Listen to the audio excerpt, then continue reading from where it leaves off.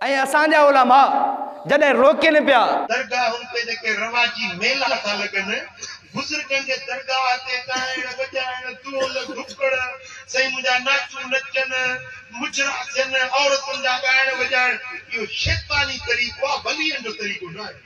त बाबा बुज़ुर्गनि जी क़बरनि ते मेला न हणो, मायूं न नचायो, उते तव्हां धमाल न हणो, उते कवालियूं न गवायो, उते ये खिलाफ़ शरीयत कम न करो।